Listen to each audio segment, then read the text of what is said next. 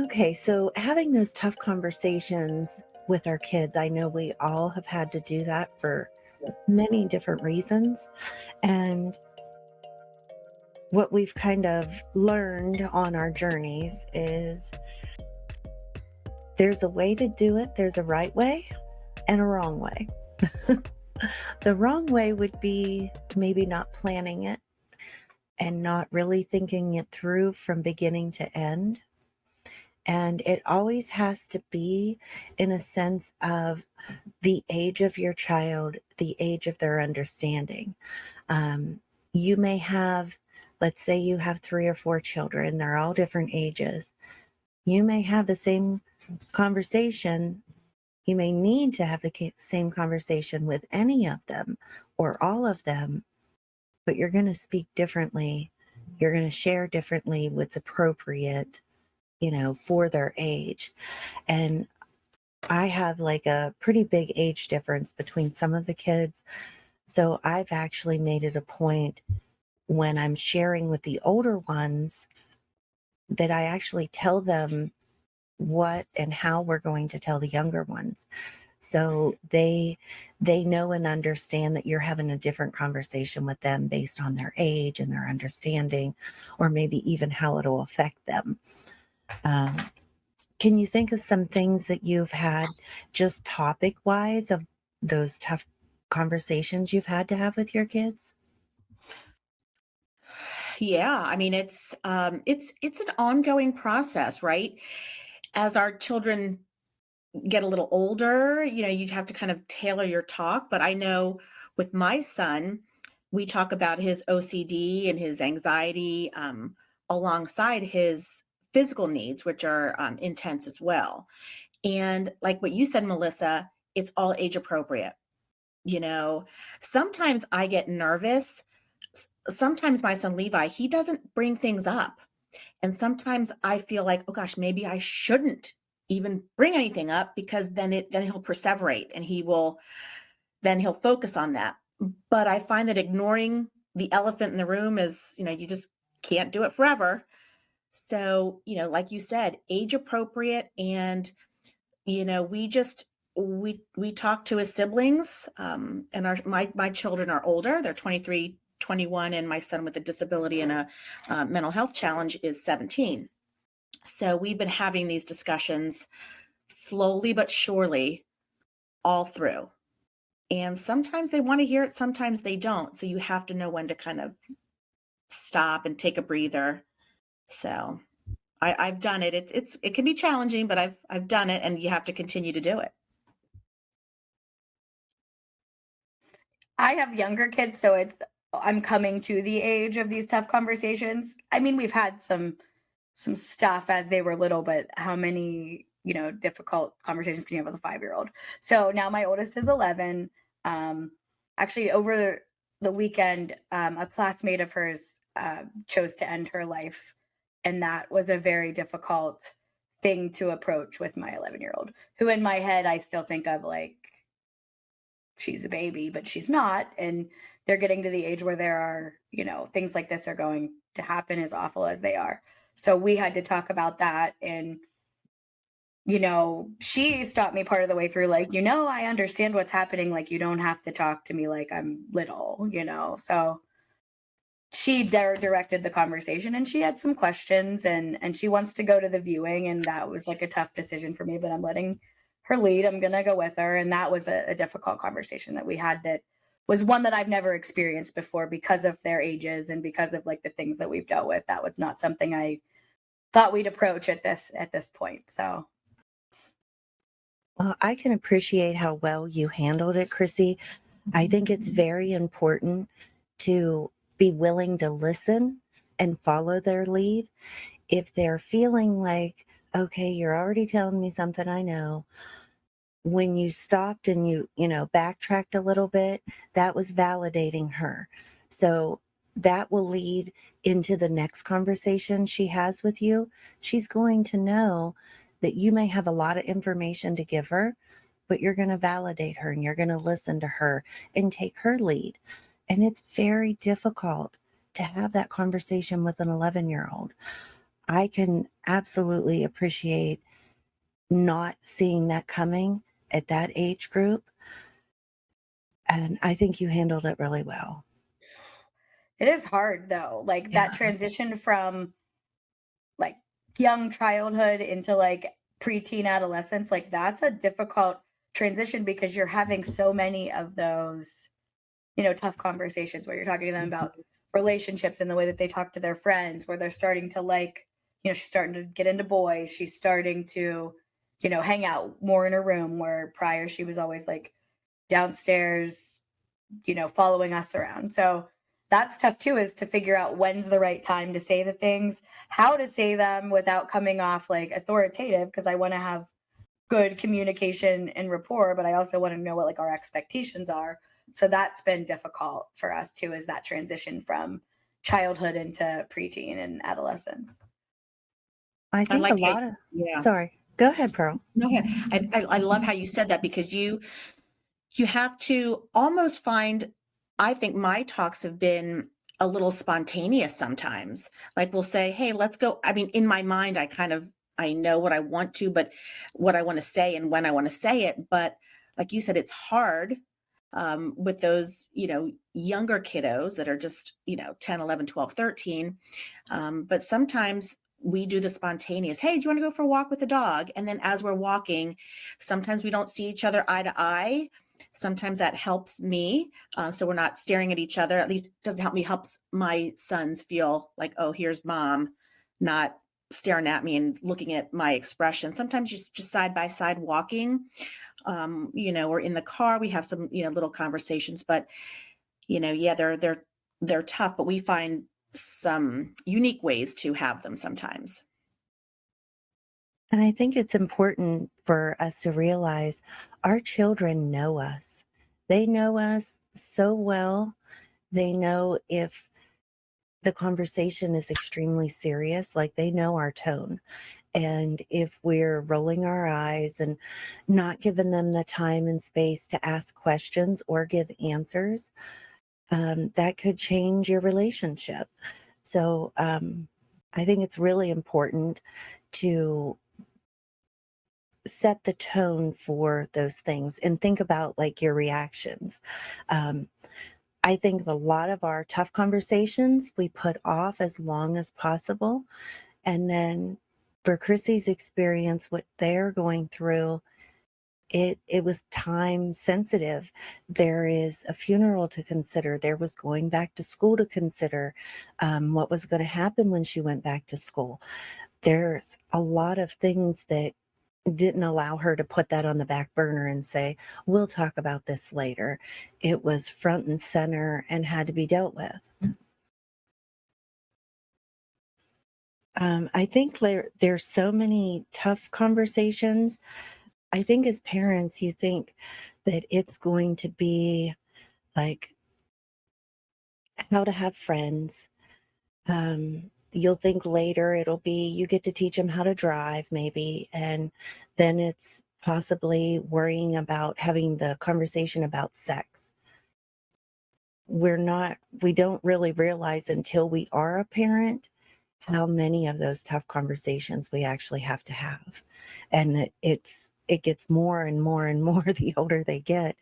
Um, I think You're too. right, Melissa. It doesn't end when they're little. It happens even as young adults. They still Mhm, need guidance. We're always there, and you want them to feel like, you know, their parents are their safe place to come to. yeah. You want them. So I'm glad that Chrissy is, her daughter feels good, comfortable coming to her even at such a young age. That's something good to start. I did not have that same experience as a kid, like with my parents. I was always afraid I was going to get yelled at. Like they were very, very critical of every move that I made. So I am kind of aware of that now. It's like my own little way that I parent is I try to just be as accessible and as like I don't want to be intimidating to them. I want to be like just another, important part of their life. I don't want to be afraid of them. And so or them to be afraid of me. So I go very lightly when I talk to them because I don't also I want to be a parent, I don't want to be a friend. So I have Mhm. to, I tread very lightly in that regard, trying to make sure that I still stay, in the parent role, but I'm also not scary, Yeah. I learned along the way for a while, I would start the conversation out by saying how much I love them. And then after a while, they were like, oh, this is going to be rough. If I start out by But like, yeah, I just want to tell you I love you and I think you're wonderful. They're like, oh my, what's going on? here we go. Yeah. Yeah. So I've tried to change tactics. Um, there's been some very, very difficult conversations that we've had to have. And at the end of the day, I feel like I gave them the time and space. I did it at the right time because sometimes we feel like there's not a right time, but there actually is. It's not when you're getting ready to go into the grocery store and like you're going to drop a bomb on them and then, boop, okay, let's go shopping. They're like, what? There got to be time to have the conversation, time to allow them to feel how they're going to feel, and the space to let them share that. And you need to share how you feel so they understand that they're not in this alone. This may feel like it's happening to them, but you're in it with you and it's affecting you. And it's, for Chrissy, I'm sure it broke your heart just all the way across the board being a parent. And then it broke your heart to watch your child have to feel that. We try so hard to protect them from the outside world, but they're in the world. Things that go on in the world with their peers, with war, with politics, um, crisis, whether they're hearing something on the news of a tornado that happened somewhere, there's things that affect them. Um, but I think planning the conversation ahead of time and thinking about what you're going to say. And it doesn't always go the way you thought it would go because you kind of prepare yourself and you're like, okay, I want to tell him 10 things. And like what happened with Chrissy, you get to number 5 and she's like, Mom, I know, I understand, which is good that she felt safe enough to say that instead of I'm going to be quiet and let her go through her itinerary. She felt safe to step in and say, I understand that part, or I know about that. Um, and that's a good conversation instead of like a dictatorship of you're up here, they're down here, you know, and especially when you're trying to get results of something, you're trying to get a behavior to change or educate them on something that's coming next because that's what we're always a couple steps ahead. You know, you're thinking about, she's thinking about, she wants to go to this funeral, what her personal feelings are, and your personal feelings are thinking about how she's going to feel afterwards.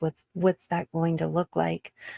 So I think that sometimes these things can be pretty deep and it's not, you know, we know in your school district there was conversations going on throughout the entire district and even overflowing into others, and they were all very different conversations. So people may be experiencing the same thing, but whatever's right for your family, what the conversation is right for them, and maybe you talk to her and say, we're not going to talk to the littles about this. They're younger, you know, however that might look. But I think of course, there's so many, but one of the very difficult conversations I had to have with my children, it really came down to I had to be 100% truthful. There was so many things going on where people had been lying about certain things. And I really learned in that moment, the only thing they needed from me was the truth. They didn't need me to sugarcoat it or try to explain another person's actions. And I feel very strongly, if your own mother doesn't tell you the truth, who is going to? And not just a mother, but a parent or a caregiver. You have to always be the one that tells the truth. And this has come back full circle over and over again where they'll come to me and say, okay, just tell me straight. What do you think about this? Because they know I'm going to tell them the truth. If, this shirt don't match those pants, something very insignificant, I'm going to be honest, because that's what they want from you. They just need you to be honest. And one thing I wanted to say, Melissa, going back a little bit, was when you have these conversations, sure, some of them don't go well and you have to end it, just it depends on a lot of different factors, right? But every time I've had to have difficult conversations, and mine have with my children have been more pretty very intense because my one son has a life altering disease. So we talk life expectancy, and we didn't do that when they were little, of course. But what I found was I would get worked up.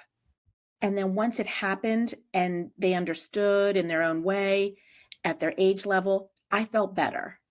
So it's almost like that bad report card you used to bring home. Do kids don't even know what report cards are these days? I don't know. Everything's online or whatever, or even ripping that big Band-Aid off.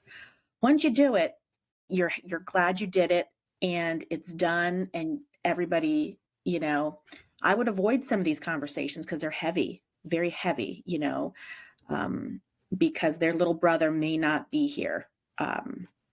We don't know, but so heavy conversations with teens, that was hard. But once I did it, I felt so much better.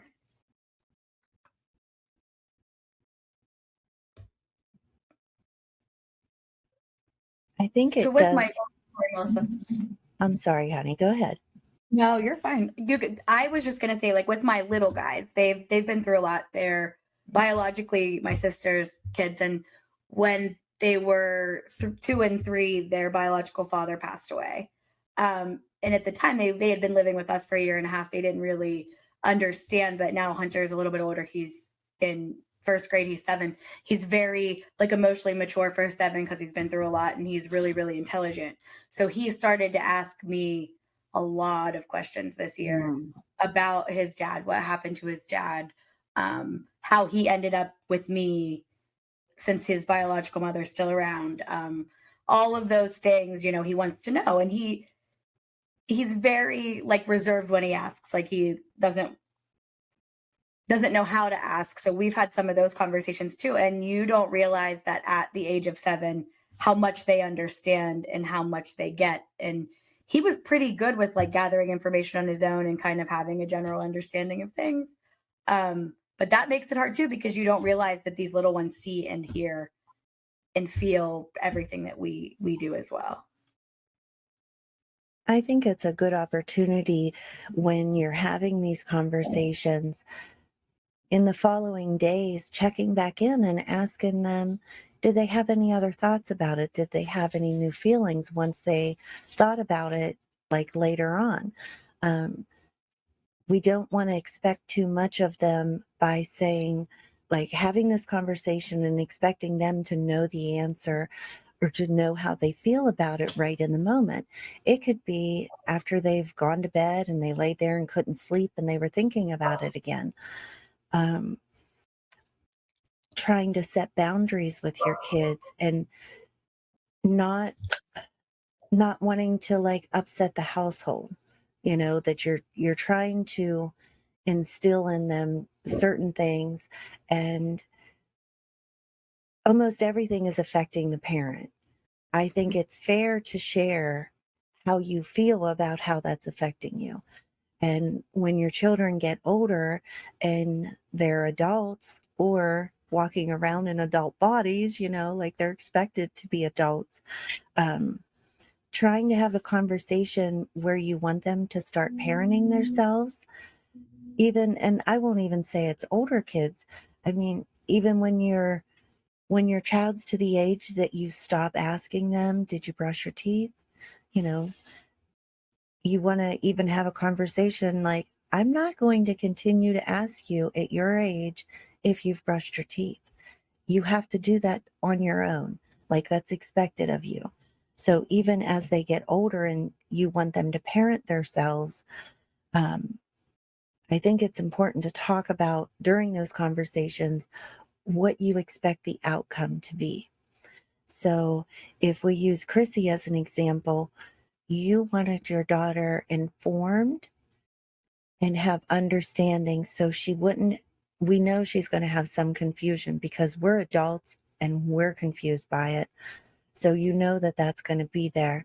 But anything you can alleviate from her, so your outcome, what you were looking for, that she felt safe and felt like she had a person to talk to about this, that she didn't have to go through it alone, and then it was someone that cared about her and understood.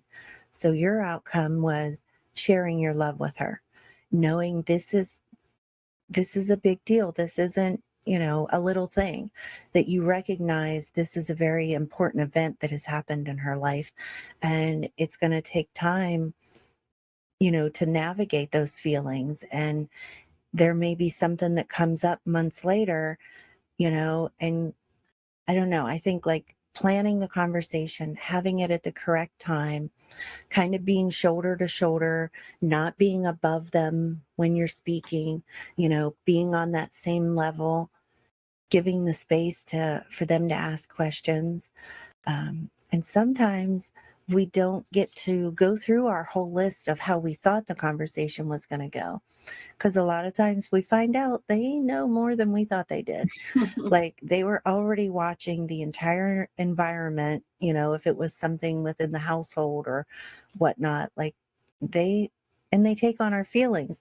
They see how stressed we are about things and we're Mhm. on edge about something. Um, I think that each family has different things that make them have to have certain conversations. I know, like a military family, you're having very big conversations at a much younger age than maybe you would like to. Um, and even that conversation is going to be different for different families, and the age groups. Um, let's see. I think But it's an Go ahead. Melissa, I like how you said that because, I would not have thought about, the military perspective, right? That's Mhm. interesting. That's absolutely, lots of big conversations. Um, but I liked also how we were talking about we have emotions and we want them to learn from us. Like it's okay that they see mom or dad or their caregiver, you know, i- going through life and it's not all sunshine and roses and unicorns, right? It's okay because then they learn that okay, mom or dad or who, our caregiver, our aunt or uncle, grandma, grandpa, they listened. It was tough, they may have been a little emotional. It was, hard, but we're showing them how to grow up and do this when they, in turn, have their own children. And it's okay. Like last night was a rough night in our house, right? It was a rough night. And I was a little stressed and some tears were shed. But my boys know that, okay, all right, let's give mom a little grace, a little peace. Let's not ask mom 18 things. You know what? I can maybe take a load or two off of her.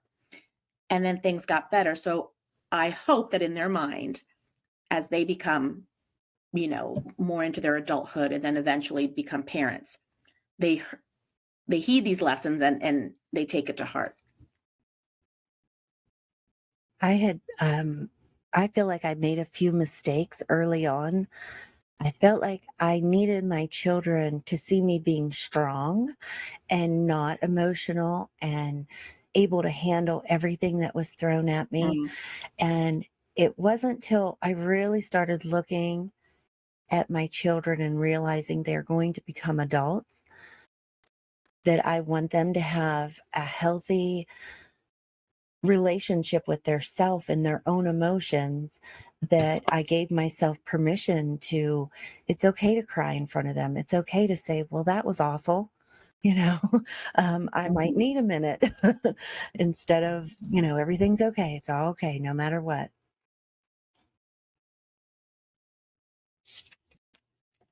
And always start with, like you said in the very beginning, I love you. And then they're like, oh gosh, here it comes. But, I do the same thing. Hey, listen, something positive, like you are doing, I'm so proud of you. You're doing such a great job, at your sporting, your activity, your art, whatever. I just love, I love that part of you. But then you go into the crux of whatever, and then always end it with a positive, and bring your experience as because, we all were products of our lives and our parents and our experiences. So always, I like to say, I remember when this situation happened to me and daddy or me or grandma or whatever. And, positive, then the crux of it all, and then always end it, with positive. And sometimes we end like we're joking around and doing something silly, but that has helped us.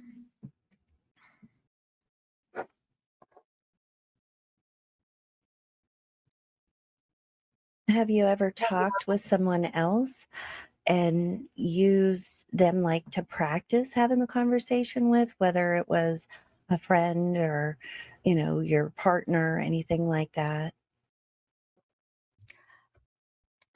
Before I talked to my daughter about, the loss of her classmate, I did talk to another mother that we had gone to school together and we knew each other pretty well. And our daughters have been close since preschool about what our game plan was, how we were going to handle it, kind of got on the same page. And we kind of had similar conversations like I had with my daughter and she had with her daughter and then we talked about it after too. Like after we both talked to them, we talked to each other again just to kind of like see how it went, decompress. She also was in the same boat where we were like, oh my gosh, they know more and they understand more than we would have anticipated. They're more mature than we had thought.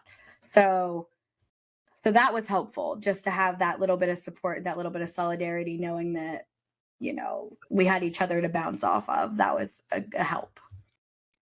Yeah, That's one. that's such a tough, that's such an intense, deeply heavy situation. I'm glad you had somebody to talk to, because that's just hard. I have just been so sick and sad about that situation. It's been awful.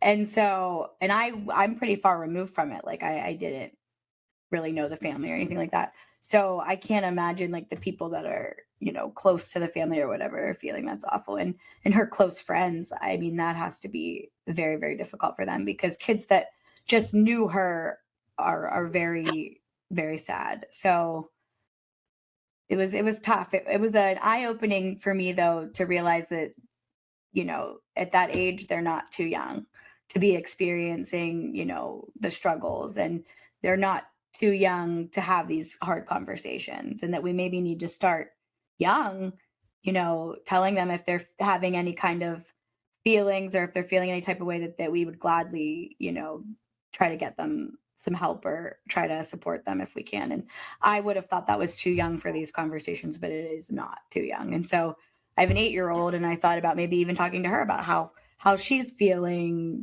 what the world looks like to her, just to see, where she's at as far as that kind of stuff goes. I feel like at a younger age, we tend to use like two or three emotions of like you're happy or sad. It was good or it was bad. But Mhm. then they actually are feeling like 20 different things and we didn't give them the word for it. So I think that sometimes people can go through things and they don't understand it and they can't label it, and then they feel like possibly something's wrong with them because I don't have a word for what I'm feeling. Mhm. I had an experience with that over the summer, actually, with my 8-year-old. They cheer, they do like competitive cheer, and they're not allowed to say the word nervous. They use the word Jervis. But that's like, so now in life, like if they're nervous about something, they use Jervis. Well, over the summer, Alex was having some like anxiety and she didn't have a word for it and she didn't know how to explain it. And she was calling it bad Jervis. And I was like, well, then I Oh, guess we need to talk about, what, a little bit of anxiety feels like. And I don't know if there's like a familial genetic component or not to that, but I'm wound tight. I'm a little bit of an anxious person. So, I felt so bad that she was feeling those feelings and didn't even know how to describe it. Um, Mhm. and so we had to talk about that and make sure she knew that was relatively like a normal feeling and that there are things she can do to like work through some of it. But yeah, she was calling it bad Jervis, and then I felt bad because she didn't have like the right term. Bad Jervis. Oh, But she knew enough to share with you and share that, even if she didn't know what to name it. So I think that's important to have that door open, that they know they can speak to you, that they can have those conversations. I think it's very difficult to be a child. It really is. And this is a completely different world than the world we grew up in. I just can't imagine my parents parenting the kids today. Not that there's not to say anything bad, but it's like you have got to learn so much to even be doing it halfway decent, you know? It's very difficult to be a parent. It really is. In the DBSA, the Depression and Bipolar Support Alliance, they have this group of characters they call the Mood Crew, and it's like little cartoon characters, but they have printouts and different things you can use at home that show a huge list of all these different emotions someone can have. And they're having people get in the habit, even at a very young age, like looking at the sticker or pointing at it saying like, that's how I feel today, you know. And after I seen that, I thought I never like that never even went on my radar when they were Mhm. that young. That wasn't something until like puberty started and all those changes that I started like labeling and giving them the words that they needed. And now learn at this stage of the game, you could be talking to them about their feelings and emotions like at 3, 4, 5 years old. And like that's just Mhm. a very new thing for me, you know, that exists because I didn't even realize that when my kids were younger. So true, so true. I'm gonna have to look up that list. I'm gonna I know, I was thinking that too, like I how was writing it down, Yeah. Melissa, like oh my PBSA, god. list of emotions. And That's awesome. oh Yeah. man, and you were We talking, learned Melissa, about how our parents were parenting in a different world almost than we're parenting in, and that is so true. Like a lot of things weren't talked about back Mhm. then. Like no one talked about like mental health. ADHD wasn't even really a thing back then. They were just discovering it and studying about it. So my parents' approach to that was to try to punish it out of me instead of Yeah. now, like, we started cognitive behavioral therapy with my oldest as soon as I started seeing like attention issues like right off the get-go. And it's like, no, I just got grounded every minute of my childhood. Yeah, because it appeared as if it was a choice and the behavior was something you were doing instead of something that was happening to you. And, you know, we say this all the time. Our children aren't giving you a hard time, they're having a hard time. And that's a whole different kind of lens to look through Yeah. than our parents ever even could begin to understand. And I'm getting ready to be a grandparent, and I am so curious of how this next generation, what they will have learned and what they will do, because this generation right now in this year, you figure for the last few years, it's the first time many, many children, many families even said the word mental health.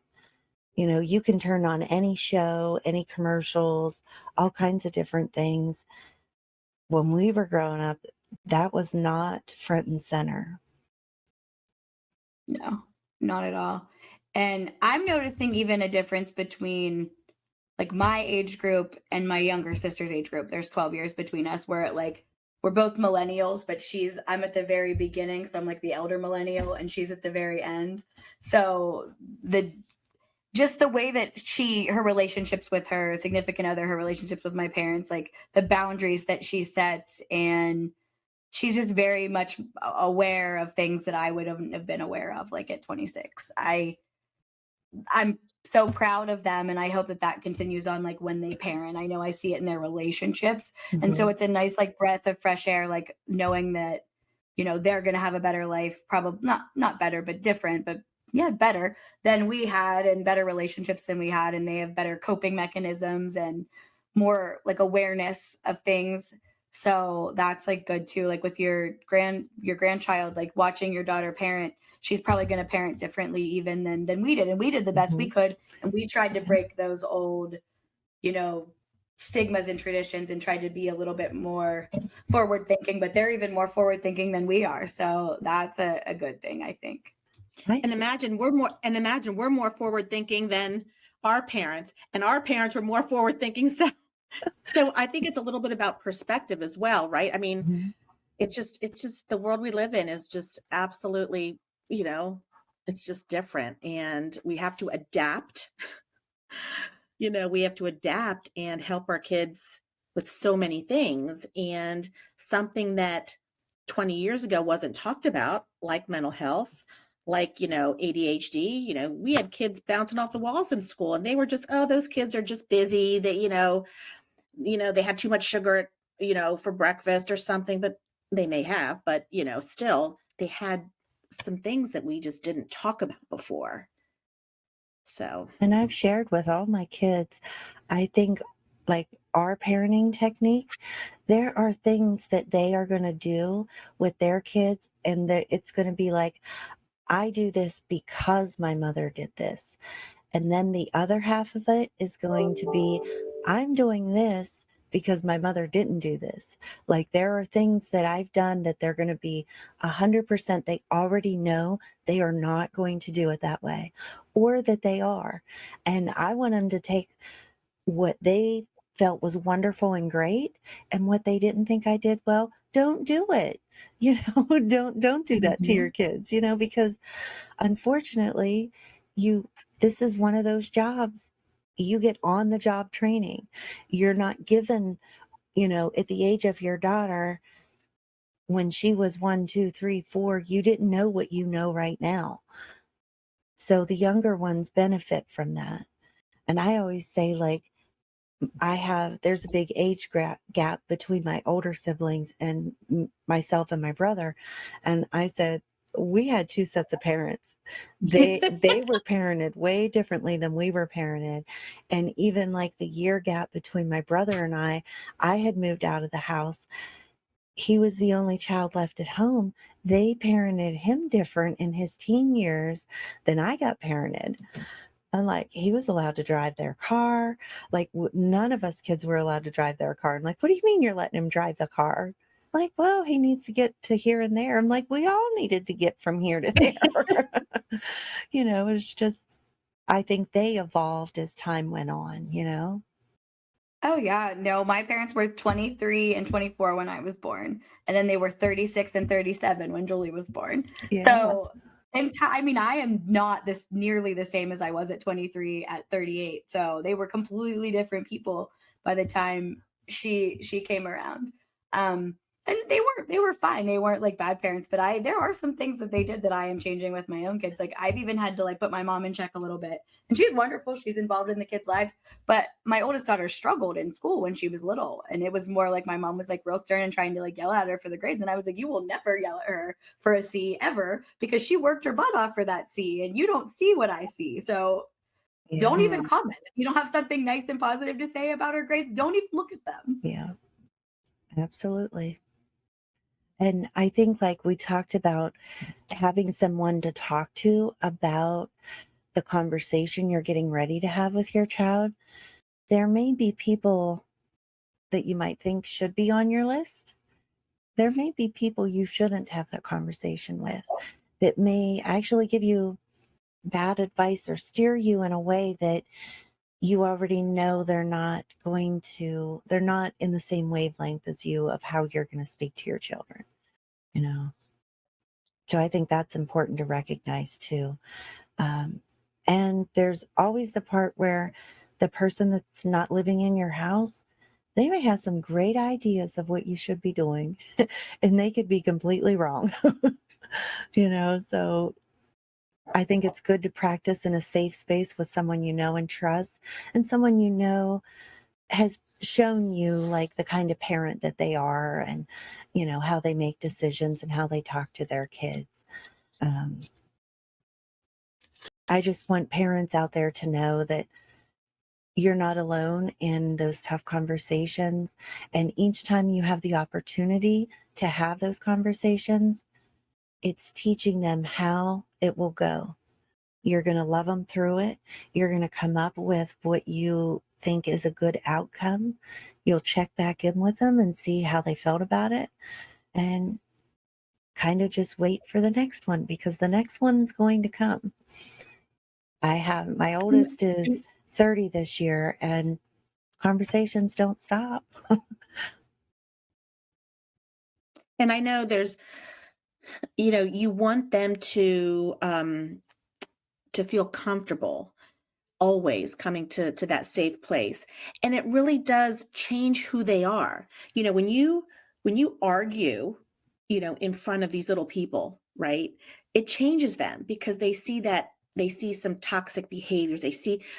But on the flip side, when you have these conversations, open and honest and sometimes very vulnerable conversations, it changes them I think in a very positive way, because they can take that back.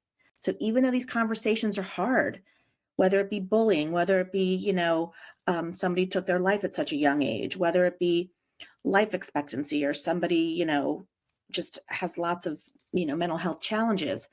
If we can frame it in a way where, they're learning positive, they're getting a positive message. It could be some hard stuff, but it's changing who they are in a good way, I think, in the long run. We might not see the big picture right now, but later we will. Yeah. Well, thank you for joining us today, and we will see you at the next one.